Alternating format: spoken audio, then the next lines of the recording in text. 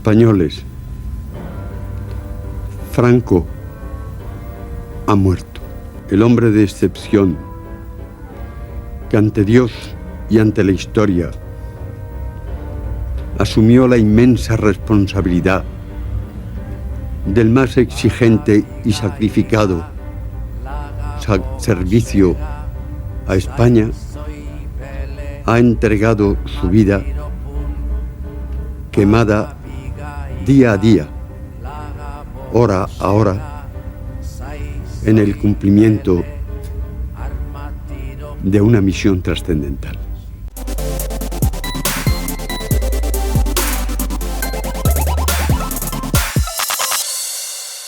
El franquismo sin duda ha sido la etapa más oscura que ha atravesado España como país y por supuesto el País Vasco. Una etapa plagada de hambre, de desolación, de desapariciones forzosas y por supuesto de falta de libertad de expresión por parte de sus ciudadanos. Hace pocos días se han rememorado esos 50 años de la muerte del dictador Francisco Franco y en el ámbito de Venezuela tenemos que decir que el dictador Marco Pérez Jiménez era un amigo cercano del dictador, pero que también vivió en el exilio de España mientras Franco estuvo vivo tras ser derrocado en Venezuela en el año 1958 y de hecho murió después de que lo hiciera Franco. Nosotros hemos querido conversar con un militante del PNV que se define a sí mismo como abertzale, pero también antifranquista, quien ve con preocupación cómo las nuevas generaciones en distintos puntos de la geografía española aseguran que de existir en este tiempo el dictador Francisco Franco, España marcharía de otra manera. Bienvenidos a este reportaje, a esta entrevista y a esta conversación íntima. Estamos ya con José Manuel Bujanda, un abertzale, pero también antifranquista. Bienvenido a esta entrevista. Hola, ¿qué tal? Buenos días, según. Bueno, primero que nada, queremos recordar que se acaban de celebrar, entre comillas, 50 años de la muerte del dictador Francisco Franco. ¿Cómo vivió el franquismo? Pues sí, yo soy de una familia de clase media de San Sebastián. Nací en una familia derrotada por la guerra civil, castigada por la guerra civil, reprimida en la dictadura. Un tío mío fue Gudari, que murió en Peña de Mona luchando a favor de Euskadi y de la libertad. Tuve un tío, igual que mi aitá, igual que mi padre, que fueron Gudaris del batallón Saseta y que fueron detenidos por los italianos en Santoña. Luego conocieron las cárceles de Dueso y de Puerto de Santa María, y cuando salieron de la cárcel pues siguieron luchando en la resistencia vasca. Personalmente, ¿qué recuerda de la dictadura? ¿Usted vivió? ¿Qué sintió? Pues te voy a contar una anécdota que yo creo que resume perfectamente la pregunta que me has hecho, ¿no?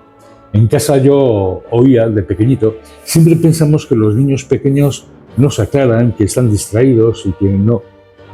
Los niños pequeños, yo era niño pequeño, me daba cuenta muchas veces de que algo raro sucedía.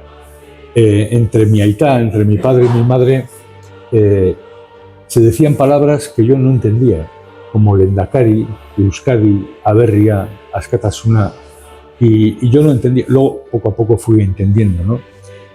Mi aitá era un hombre muy autodidacta, muy culto, tenía una gran biblioteca en casa, y siempre lo veía subido en unas escaleras ahí, hurgando en los libros de la estantería de arriba, y pasaba cantidad de tiempo. Y yo no entendía qué hacía, porque además mi padre, mi aitá, era cojo y andaba ahí subido en las escaleras y tal, ¿no?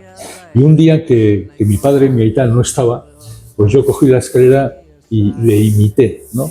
Y subí por todos los peldañitos de la escalera e intenté pillar el libro con el cual solía estar. Y cogí el libro, lo abrí y se cayeron multitud de plastiquitos pequeñitos, blancos, rojos y verdes, que eran icurriñas, ¿no? Era la bandera vasca. Mi madre, cuando se dio cuenta, se le cambió la cara, me dijo: José Manuel, por favor, no digas lo que has visto fuera de casa, no digas a nadie lo que has visto, pero no se lo digas tampoco ni a tu padre, que se va a preocupar mucho, ¿no? Y otra anécdota que es curiosa: venía mi tío a casa de mi padre, se metían en una habitación, yo la obligación que tenía era coger a mis hermanos, meterla en otra habitación, y oía el teclear de una máquina, les oía hablar, y mi tío se iba y mi aita se quedaba en casa. Entonces teníamos un perro pequeñito, blanco y negro, un perro ratonero cojo. Pero antes de cenar, pues yo lo solía sacar a pasear por alrededor del río, ¿no? Entonces mi padre, mi aita, me daba unas bolsitas, unos papelitos pequeñitos, rotos, hasta la más mínima expresión. Mi obligación, estoy hablando, yo era un chaval de 7, 8 años, era coger todos los papelitos e ir echándolos al río. Yo no entendía lo que pasaba, pero mi aita a la vuelta me solía preguntar: «Den a uno, José Manuel, ¿todo bien, José Manuel?». Y decía: «Sí, claro, ya he echado todos los papelitos». Vamos, que usted era un mensajero en ese tiempo, Sí, sin pretender pero serlo. fíjate, y ahora te vas a dar por aludida. Yo no sabía lo que era aquello, pero de vez en cuando en casa a las noches, con gran solemnidad, oíamos Radio Euskadi. Y en aquellos tiempos Radio Euskadi estaba en la selva de Venezuela. Lo que estaba ocurriendo era que mi tío venía a donde mi padre le escribía la noticia, mi tío se la llevaba y alguna copia yo la tenía que echar al río. Entonces yo empecé a unir poco a poco las cosas. Mi tío vino a donde la aita, Radio Euskadi, solemnidad, aberria, lehendakari, Euskadi, y así nací yo en esa familia, ¿no? Bueno, porque tenemos que decir que los vascos fueron en un momento informados, los vascos que se encontraban aquí fueron informados desde Venezuela, como usted bien lo ha dicho, por esa diáspora vasca que emigró e instaló allí la chalupa. ¿Qué significa chalupa? Bueno, chalupa en euskera puede significar un botecito pequeño, un barquito pequeño. Entonces la idea de los nacionalistas, del PNV en concreto en aquellos tiempos era, como sabían que Franco estaba absolutamente obsesionado con Radio Euskadi y que estaba moviendo todos los tentáculos alrededor del mundo, entonces lo que por medio de chalupa se le quería dar a entender, engañarle, de que no estaba en ningún sitio, sino que estaba en un barquito que iba de un sitio para otro, ¿no? Eran la voz de la resistencia vasca desde el exilio. Sí, de hecho yo me acuerdo, fíjate, yo era muy pequeño, pero me acuerdo de estar en la cocina de casa, mi padre y mi madre en silencio sepulcral, y oír por una radio que cogían: «Aquí la resistencia vasca, Euskal Gudarien resistencia, y sí la resistance vasca». Me acuerdo perfectamente. En ese ambiente nací yo y en ese ambiente creció pues el abertzale, el nacionalista antifranquista que fui yo. José Manuel, yo le voy a dar una foto que usted mismo ha traído, que quiero que muestre y que nos hable de ese José Manuel y de lo que estaba viviendo en ese momento, porque usted en ese momento fue preso por el franquismo. Sí, yo en aquellos tiempos, es decir, hace 50 años, bueno, yo me fui de casa con 19, 20 años. Es decir, me tuve que escapar de casa con 19, 20 años con gran disgusto de mi padre y de mi madre, ¿no? Yo dejaba atrás una hermana de 17 y un hermano pequeño de 15, que no se aclaraba qué hacía su hermano mayor escapándose de casa, ¿no? Yo entré a militar en ETA, político militar, tuve mis quehaceres en Navarra y fui detenido por la Brigada Político-Social. La Brigada Político-Social era la policía franquista especializada en la subversión política, ¿no? ¿Usted fue torturado? Sí, yo fui detenido en una cita trampa, en una emboscada por parte de la policía, en Pamplona, cerca de la Plaza de Toros, en un bar que se llamaba Bar Leire, que estaba en la esquina de la calle Amaya y la calle Leire. Mi hija mayor, tengo 2 hijas, la hija mayor de 42 años. Enhorabuena. Se llama Leire y por lo tanto sabe perfectamente por qué se llama Leire, ¿no? Fui detenido por la Brigada Político-Social. Fui torturado durante 4 o 5 días en los calabozos de la comisaría. Esta foto es del primer día. Aquellos días pensaba que iba a morir. Tenía 21 años, todavía no había hecho 22, pero estaba convencido que iba a morir. Y todavía peor, es decir, me daba igual morir. Lo que yo quería era descansar. Cuando al final acabó todo y me llevaron al juez, y el juez me dijo: «Lo voy a mandar a la cárcel», en ese momento este señor, cuando sabía que iba a la cárcel, tenía la conciencia de que había sobrevivido a todo aquello y que iba a poder dormir. Yo en aquel momento era el hombre más feliz del mundo. ¿Y cuánto tiempo estuvo en la cárcel? Yo tenía una condena de 34 años, pero estaba muy tranquilo porque sabía que eso no se iba a cumplir, porque Franco ya estaba muy, muy enfermo. Y ¿Usted se entera que Franco muere estando en la cárcel? Sí, nosotros teníamos un preso, compañero nuestro de lucha política, que era médico, y entonces, bueno, cuando el telediario, el parte de la radio, la televisión del estado de salud de Franco, pues bueno, pues él tomaba notas y tal, y luego, pues una especie de petit comité nos explicaba como médico cuáles eran los síntomas, ¿no? Y él llegó a la conclusión de que de esta no se salva, es decir, se va a morir. Entonces nosotros tuvimos un poco de prisa y conseguimos meter en una gran tarta de bizcocho un pequeño transistor francés. Era una tarta muy gorda, y el transistor era muy pequeñito. Y nos lo metieron nuestros familiares en el bizcocho, jugándose el pico también, porque solían pinchar los bizcochos y las comidas, ¿no? Pero bueno, teníamos una pequeña radio francesa, transistor pequeñito, que lo guardábamos en el zócalo de la fluorescente, ¿no? Y todos los días nos turnábamos con la radio, ¿no? El feliz día que murió Franco, el dictador, la radio estaba en la celda de al lado. Lo tenía un compañero de la celda de al lado. Y ¿cómo recuerda ese día? Todos los días a las 6 de la mañana poníamos el parte de noticias de Radio Nacional, a las 6 de la mañana. Y yo tengo que reconocer que el día 20 de noviembre de 1975, el despertador más feliz que tuve fue un grito que mi compañero de la celda de al lado, pues lo transmitió por los barrotes de la celda, ¿no? Franco ha muerto, Franco ha muerto, Franco ha muerto, ¿no?